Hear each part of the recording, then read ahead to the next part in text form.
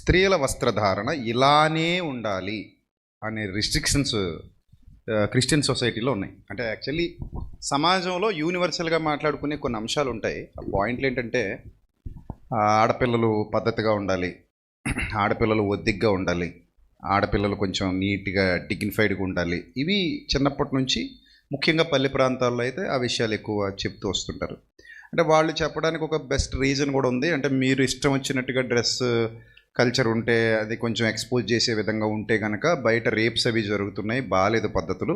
So ఇవి కూడా 1% కారణం అన్నట్టు చూపిస్తున్నారు కనుక మీరు అలా ఉండొద్దని చెప్పే పరిస్థితులు అయితే ఉన్నాయి. ముఖ్యంగా క్రిస్టియన్ సొసైటీలో డ్రెస్ కోడ్ గురించి మీ అభిప్రాయం ఏంటి? అసలు చాలామంది డ్రెస్ గురించి అంటే ఇంకా చిన్నదాన్ని పెద్దదాన్ని అని కాకుండా ప్రతి ఒక్కరిని తక్కువ చేయటం, ఇలా లేకపోతే మీరు పాపులు అన్నట్టు చిత్రీకరించడం. ఒకవేళ ఎవరైనా స్కూల్కి వెళ్ళే పిల్లలు ఏమైనా ఒకవేళ మోడర్న్గా తయారైతే, మోడర్న్ అంటే ఐ మీన్ మరి వల్గర్ అని కాదు, వాళ్ళ లిమిట్స్ క్రాస్ చేయకుండా కొంచెం ఏదైనా జీన్ ప్యాంట్ కానీ, అదేంటంటారు పైన వేసుకుంటారు జీన్ ప్యాంట్ పైన టాప్, పంజాబీ టాప్లా ఉంటుంది కదా, సల్వార్స్ కానీ ఇలాంటివి వేసుకుంటే ఇది తప్పిది, ఇలా ఉండకూడదు అన్నట్టు వ్యవహరించడం కానీ ఇలాంటివి ఉన్నాయి. దాని మీద మనం ఏం చెప్పాలనేది మీ అభిప్రాయం ఏంటి? క్వశ్చన్ అడుగుతున్నారు. అకార్డింగ్ టు ద బైబిల్ మీరు కూడా చెప్పండి. సో మొత్తానికి విజయప్రసాద్ రెడ్డి గారు నన్ను డిసైడ్ అయిపోయాడు, రాళ్ళు ఇచ్చాలి ఇడి మీద అని. నా మీద పడ్డ రాళ్ళతో పోల్చుకుంటే మీ మీద పడ్డ రాళ్ళు. నేనేదో 2 మాటలు చెప్పుకొని వెళ్ళిపోదాం అనుకుంటే ఇవన్నీ పెట్టాడు నాకు ఈయన. సరే, నో ప్రాబ్లం బ్రదర్. సో ప్రభువు కప్పింది కప్పుకోవాలి. ప్రభువు కప్పని చోట మనకు స్వతంత్రం ఉంది. దీన్ని ఎక్స్ప్లెయిన్ చేస్తాను. ప్రభువు మనలను కప్పాడు, ముఖ్యంగా గోప్యంగా ఉన్న అవయవాలను కప్పాడు. మీరు దిగంబరులుగా ఉన్నారు అని తెలిసింది కదా అని ఆయన ఒక గొర్రెను దాన్ని బలిచ్చి దాని యొక్క చర్మం చేత కప్పాడు. అది మనకున్న నియమం. మిగిలిందంతా కూడా స్వతంత్రం. ఎక్స్ప్లెయిన్ చేసే ప్రయత్నం చేస్తాను. విచ్చలవిడిగా నువ్వు బట్టలు వేసుకోవద్దు అని అదే స్టేట్మెంట్ జీన్స్ వేసుకున్న వాళ్లకు చెప్పచ్చు, చీర కట్టుకున్న వాళ్లకు చెప్పచ్చు, ఏమీ వేసుకునే వాళ్లకు చెప్పచ్చు. అది మన చూపులో ఉంటుంది. మన చూపు మనం ఎదిగిన సంస్కృతిలో ఉంటుంది. చీర కూడా అసభ్యంగా కట్టుకోవచ్చు 100%. చీరలో కనిపించినంత ఒళ్ళు జీన్స్ ప్యాంట్ అండ్ టాప్లో కనిపించదు. నెట్టెడ్ శారీస్ కూడా వేసుకుంటారు. నెట్టెడే అవసరం లేదమ్మా. మామూలు చీర, పట్టు చీరలో కూడా ఒళ్ళు చూపించాలనుకుంటే ఒళ్ళంతా చూపించవచ్చు. అలా కట్టుకుంటారు కూడా చాలామంది. సో చూసేవాడి దృష్టి దగ్గర మ్యాగ్నెట్ ఆపాలి, కానీ ఒకరి వస్త్రధారణ పైన మన కంట్రోల్ ఏంటి అన్నది నా అభిప్రాయం. నాకు బైబిల్లో నుంచి ఇదే అర్థమైంది. దానికి ఉదాహరణ దానికి ఒక ఎక్స్టెన్షన్ చెప్తాను. మీరు ఇంతవరకు చెప్పారు గ్రామాల్లో అంటే రేపులు జరిగేదానికి కారణం బహుశా 1% ఇది కూడా అయి ఉండొచ్చు అని. 6 ఏళ్ళ అమ్మాయి ఏ చీర కట్టుకుందని రేపు చేసాడు ఇడు? 65 ఏళ్ళ ముసలామె ఏ జీన్స్ ప్యాంట్ కట్టుకుందని రేపు చేస్తారు? అవును. తేడా ఉందా వీళ్ళకి? 6 ఏళ్లకు 65 ఏళ్లకు తేడా లేదు వీళ్ళకి. అది మృగం. మైండ్ పొల్యూట్ అయిపోయిందండి. మృగం, పశుప్రాయం. పశువులాగా బతికేవాడికి 6 నెలల అమ్మాయిలోను 60 ఏళ్ళ అమ్మాయిలు, 60 ఏళ్ళ ముసలావిళ్ళలోను, లేకపోతే 65 ఏళ్ళ ముసలావిళ్ళలోను తేడా కనిపించదు. అది వాడి బుద్ధికి ఉన్నటువంటి పతన స్థితి, వైకల్యం. ఆ పతన స్థితిని తీసుకొచ్చి ఒక స్టాండర్డ్ చేసి వాడెవడో అలా ఉన్నాడు కాబట్టి నువ్వు అలంకరించుకోవద్దు అంటే ఎలా? అలా తప్పు. అలంకరించుకోండి. స్త్రీల గురించి చెప్పినటువంటి ఒక చక్కటి మాట ఏంటంటే, వీరు యెరూషలేము నగర కొరకు చెక్కినటువంటి మూల కంబముల వరే ఉన్నారు అంటాడు. కుమార్తెలు, యెరూషలేము కుమార్తెలు మూల కంబములు అంటే ఏమిటి? అంటే బలంగా ఉంటాయి, సొగసుగా కూడా ఉంటాయి. నగరమునకై చెక్కబడిన సొగసుగాను బలంగాను ఉండేటటువంటి సమాజంలో ఉన్న స్త్రీలను మనం తయారు చేయాలి. జీన్స్ ప్యాంటు టాప్ ఒకవేళ నువ్వు పుట్టి పెరిగినటువంటి సంస్కృతిలో అది కొంచెం నూతనం అవ్వచ్చు, భిన్నం అవ్వచ్చు.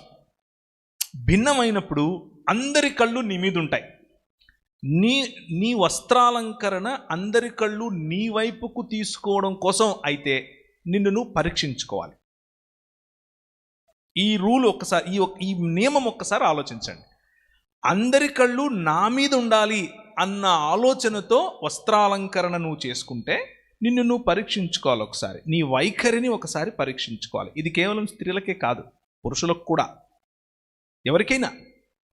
అలాగే నా భర్తకు నేను అందంగా కనిపించాలి అన్న వైఖరితో నువ్వు వస్త్రాలంకరణ చేసుకోవడంలో ఏ తప్పు లేదు. అలా చేసుకోవాలి.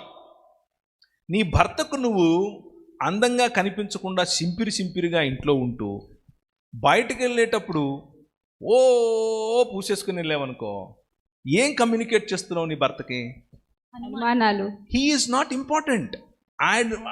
నువ్వు కాదు నాకు ప్రధానం, మిగిలిన వాళ్ళందరూ నన్ను చూడాలి, అది నా ప్రాధాన్యత అని చెప్తున్నావు.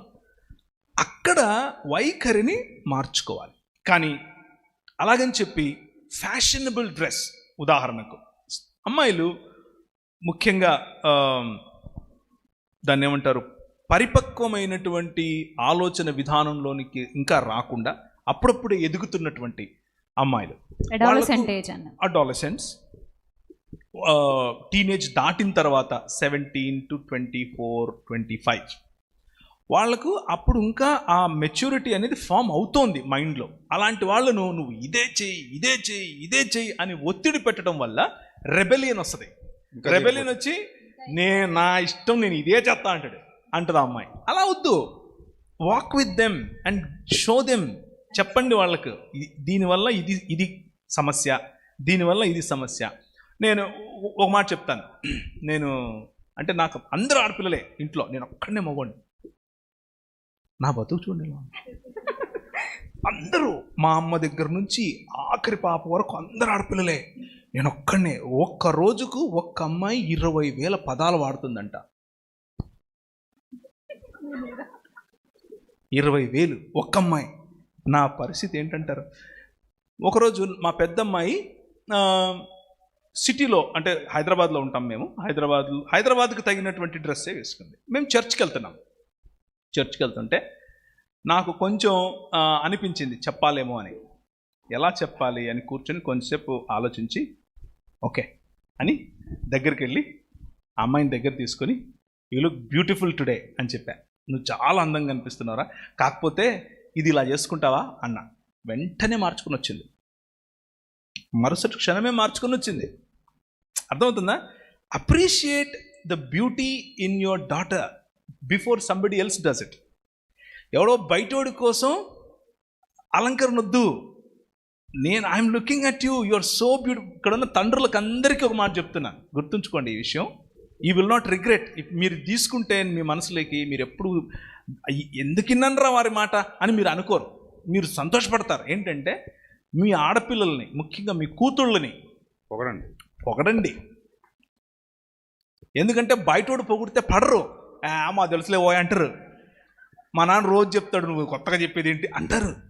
నిజంగా మీరు దూరం ఉంచినంత వరకు బయటోడికి దగ్గర అవుతారు. పొగిడేస్తాడు గులాబీ పట్టుకోవచ్చు. నిజం చెప్తున్నాను. జస్ట్ ఒక టెక్స్ట్ కొట్టండి మధ్యలో, నువ్వు అక్కడ మీటింగ్లో అలా కూర్చున్నావే, భలే అందంగా ఉన్నావే ఇవాళ అని చెప్పండి. She will feel good. ఆ అమ్మాయి అలంకరణ ఎంత పోతుంది, అంత మొత్తం దుప్పటి కప్పుకొని వస్తుంది రేపటి నుంచి. ఇంకో చిన్న పాయింట్ అన్న, కేవలం అమ్మాయిలనే కాదు వాళ్ళ భార్యలను కూడా ఇలాగే పొగిడితే బెటర్. అవును కదా, కొంతమంది భార్యల్ని భర్తలు అసలు పొగడరు. బాగున్నావు, ఈరోజు వంట బాగుంది, అందంగా ఉన్నావు అని కూడా అనరు. మ్యారేజ్ అయిన కొత్తలో అంటారేమో. ఏంటమ్మా మనసులో మాట చెప్తున్నావు? అదే ఉండదులేండి, మా రూట్ సెపరేట్. నేను మొన్నే నా భార్యను కూర్చోపెట్టి ఒక మంచి పాట పాడాను, ఆమెను పొగుడుతూ. చేయాలి, తప్పలేదు. నా కోసం పాట కూడా రాశారన్న ఆయన. అవునా? రిలీజ్ చేయలేదండి. చేయండి మాలంటి వాళ్ళు నేర్చుకుంటారు.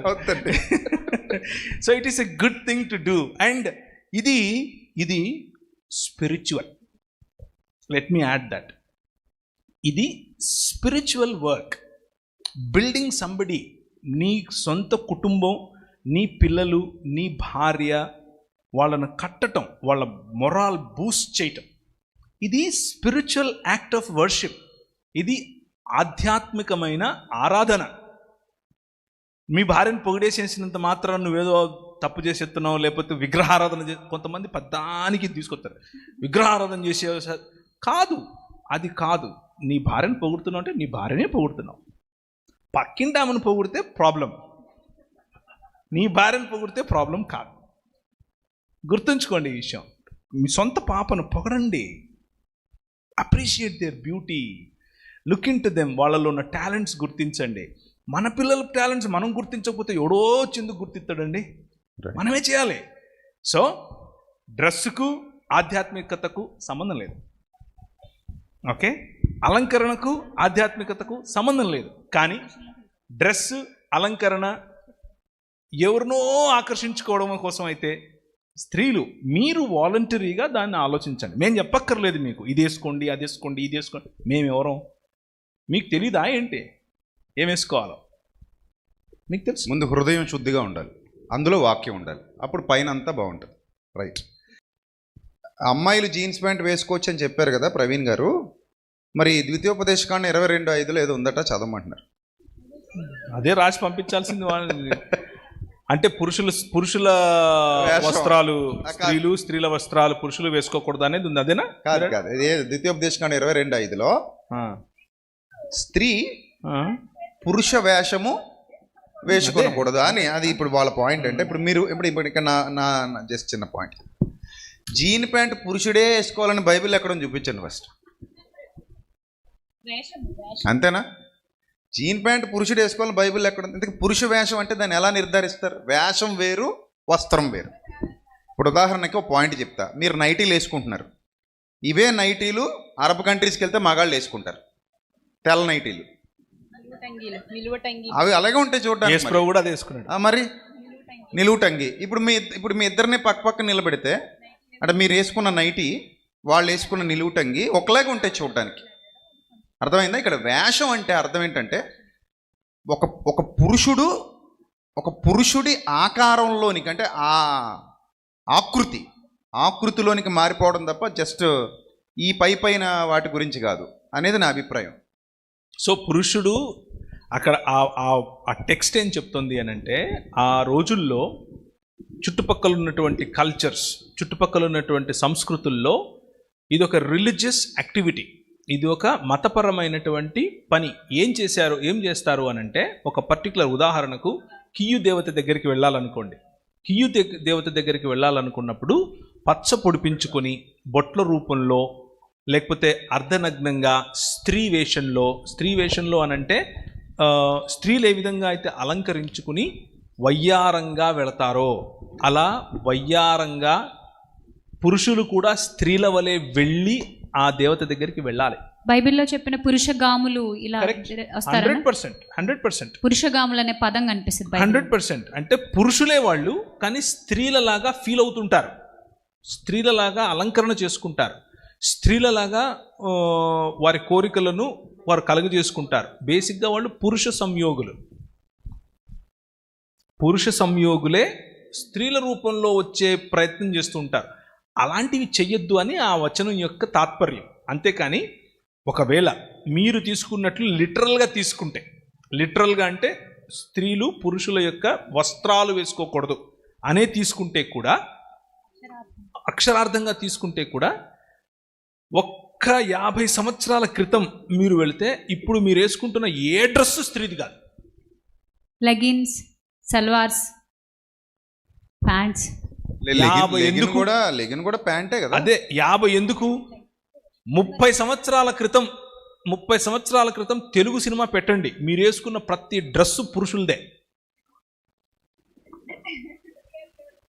శివాజీ పంజాబ్ డ్రెస్, శివాజీ మహారాజ్ వేసుకుంది మీ డ్రెస్సే. అయిపోయిందా? ఇంకా ఉందా? సో సాంస్కృతికంగా వస్త్రధారణ అనేది డైనామిక్, అంటే మారుతూ వస్తుంది. మీరు కట్టుకున్న చీరలు ఈరోజు ఏదైతే కట్టుకుంటున్నారో ఆ చీరలు కరెక్ట్ ఒక 40-50 సంవత్సరాల క్రితం ఇంత పొడవు ఉండేవి కాదు. చాలా పైకి కట్టుకునేవాళ్ళు ఇలా. అది కూడా కులాన్ని బట్టి కట్టుకునేవారు. ఇంతకుముందు ఒక 100 సంవత్సరాల క్రితం వెళితే అసలు బ్లౌజులు వేసుకోవటం ఈ దేశంలో ముఖ్యంగా శూద్ర స్త్రీ అంటే బ్రాహ్మణ, క్షత్రియ, వైశ్య తప్ప, 3 తప్ప మిగిలిన ఎవ్వరూ కూడా బ్లౌజులు వేసుకోకూడదు. ఈరోజు మీరు బ్లౌజులు వేసుకుంటున్నారు అంటే ఈ వాక్యాన్ని మీరు మేము వేసుకుంటున్నట్టు చొక్కాలు వేసుకుంటున్నట్టు తీస్తారా? తీయరుగా. ఎందుకు తీస్తారు? ఇది మా హక్కు. ఎందుకు తీయరు తెప్పంటారా? ఈ 66 పుస్తకాలు ఉన్నటువంటి బైబిల్ గ్రంథం చెప్పింది, you are in the image of God, నువ్వు దేవుని స్వరూపము, దేవుని పోలిక, బ్లౌజులు వేసుకో అన్నాం. అందుకు వేసుకుంటున్నారు. మీరు మాత్రమే కాదు, దేశమంతా వేసుకుంటుంది. ఇప్పుడు అప్పుడు వేసుకుంటే స్తనాలు కోసినారు, ఇప్పుడు వేసుకోలేదే, నువ్వు టాప్ వేసుకుంటున్నావు, నువ్వు టాప్ రొమ్ము పన్ను స్తనాలు కోయటం అంటే అదే, రొమ్ము పన్ను అంటే అదే. సో డైనామిక్ ఇది. సంస్కృతి మారే కొద్దీ బట్టల వేషధారణ కూడా మారుతుంది. మారినంత మాత్రాన పురుషులు ఇది వేసుకున్నట్లు కాదు. ఉదాహరణకు ఇంకొకటి భలే ఉంటుంది చూడండి. ఇది లండన్లో ఇప్పుడు మనం అందరం ప్యాంటు షర్ట్ వేసుకున్నాం కదా, ఇది ఇంగ్లీష్ వాళ్ళది అనుకుంటాం, కానీ యాక్చువల్గా ఇంగ్లీష్ వాళ్ళు ఫ్రాక్లు వేసుకుంటారు. మగోళ్ళు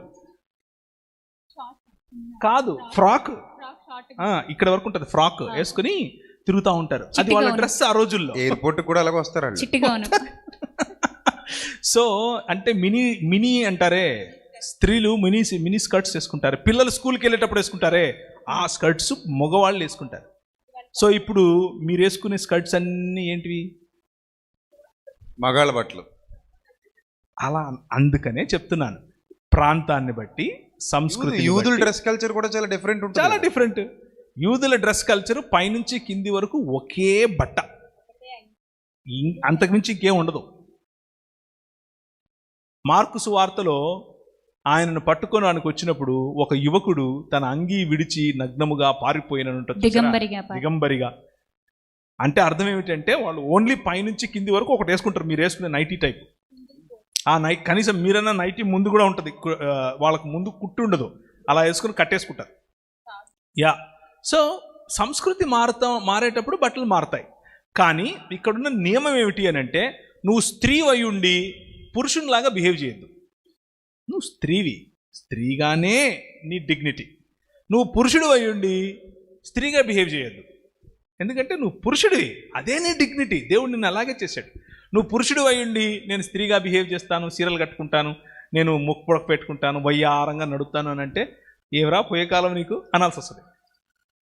నువ్వు పురుషుడు అయి ఉండి లేదు, నువ్వు స్త్రీ అయి ఉండి లేదు నేను పోయి ట్రాన్స్జెండర్గా మారిపోతాను, పురుషుడిగా మారిపోతాను, అవి వాక్య విరోధం. సో ఆ డిస్టింక్షన్ తెలిసినంత కాలం నో ప్రాబ్లం. ఆ డిస్టింక్షన్ మర్చిపోయి జెండర్ కన్ఫ్యూజన్లోకి వెళ్ళిపోయి భయంకరంగా ఉంది ఈ మధ్యలో. అమెరికాలోనే కాదు, యూరోప్లో భయంకరమైన సమస్య.